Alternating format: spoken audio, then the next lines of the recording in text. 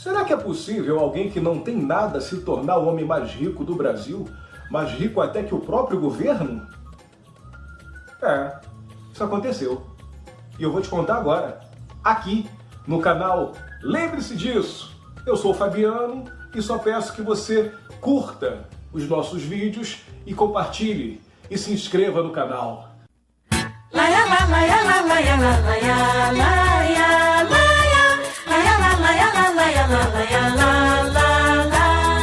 Gaúcho de Arroio Grande, Irineu Evangelista de Souza nasceu no dia 28 de dezembro de 1813. Aos 5 anos, ele fica órfão de pai. Em uma emboscada, o pai é assassinado. A mãe, não tendo como sustentar os filhos, teve que se casar. Só que o noivo, o atual noivo, o futuro marido dela, o futuro segundo marido, faz uma exigência: que os dois filhos, tanto a menina de 12 anos e o Irineu, com apenas 5, não fossem morar com eles. Então, a partir desse momento, ela casa a filha de 12 anos, obrigatoriamente a menina teve que se casar, e Irineu vai morar com um tio, que o leva para o Rio de Janeiro. Como o tio de Irineu tinha muitos conhecimentos, logo arrumou para ele um emprego numa loja comercial, onde ele trabalhou de caixeiro, sabe? Arrumando prateleira. E ele trabalhava pela comida e pela moradia, ele não recebia salário. O horário dele era de 7 da manhã até as 10 da noite. Depois das 10, ele engraxava sapatos das pessoas para juntar um dinheirinho e aproveitava para fazer algumas leituras, estudar livros sobre economia e etc.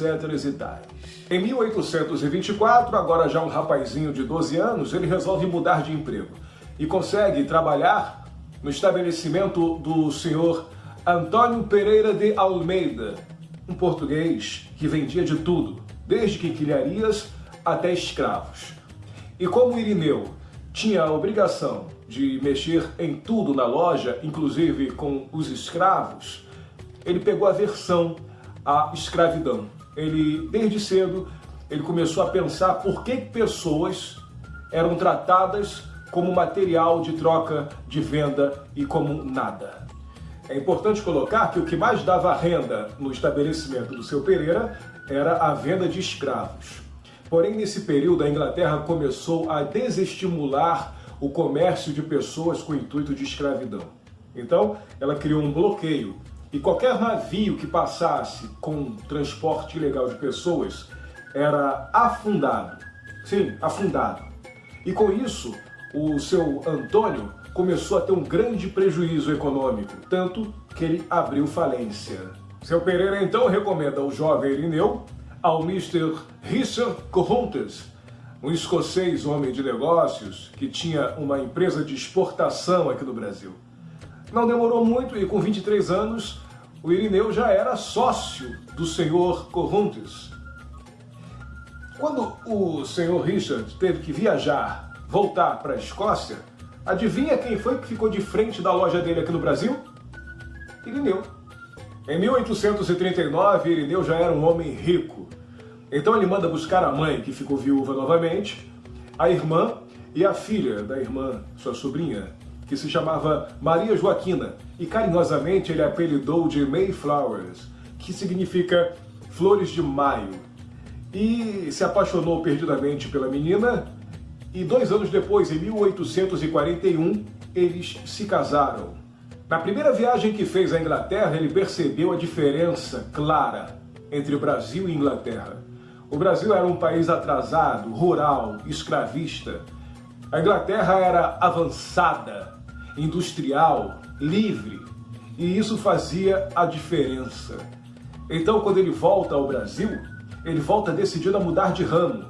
Ele larga o comércio que estava no auge e passa a se dedicar à indústria. Ele compra um estabelecimento na Ponta da Areia, em Niterói, e ali ele compra maquinário, compra de tudo e transforma aquele local em uma grande indústria brasileira. Como ele precisava de mão de obra, ele compra vários escravos e dá liberdade a todos eles e oferece trabalho em troca de salário. 1 ano depois, a empresa dele, o estabelecimento industrial da Ponta da Areia, é o maior empreendimento industrial do país. Era, enfim, o progresso chegando ao Brasil. Ali se produzia de tudo: máquinas, navios, prensas, navios e navios bons, alguns deles melhores do que os navios ingleses. Em 1851, o inquieto Irineu se torna banqueiro. Ele reorganiza e abre o segundo banco do Brasil. O primeiro tinha sido aberto por Dom João VI e fechado quando ele saiu do Brasil e levou toda a riqueza junto com ele para Portugal. Em 1854, ele inaugura, na presença do imperador, a estrada de ferro Rio-Petrópolis. E, naquele mesmo ano, ele recebe o título de Barão de Mauá. Em 1857, inaugura a estrada de ferro Pedro II, mais conhecida hoje como Central do Brasil. Nesse ano, houve um incêndio criminoso no seu estaleiro, pondo em ruínas todos os seus sonhos na Ponta da Areia. Ele investiu de várias maneiras no Brasil. Entre esses investimentos estão a criação da primeira estrada de ferro no Brasil, a Estrada de Ferro Mauá, a Companhia de Navegação a Vapor do Amazonas, a Companhia de Iluminação a Gás do Rio de Janeiro. Em 1867, ele abre um banco com seu nome, Mauá, MacGregor e Companhia, com filiais em Nova York, Paris e Londres. Nesse período, Mauá já era o homem mais rico do país, mais rico até que o imperador Pedro II. Isso incomodou alguns políticos da época, que começaram a boicotar Mauá. Quando estourou a Guerra do Paraguai, os bancos internacionais de Mauá fecharam e ele foi pedir ajuda ao governo. E por causa dos políticos que não gostavam dele, logicamente, essa ajuda foi negada. Por causa de politicagens, boicotes, guerras, Mauá viu seu império ruir. Entrou em falência. A sua luta agora era para saldar as dívidas. Como ele tinha um bom nome, deram 3 anos para que ele saldasse e saldou tudo. Ele não deixou de pagar ninguém.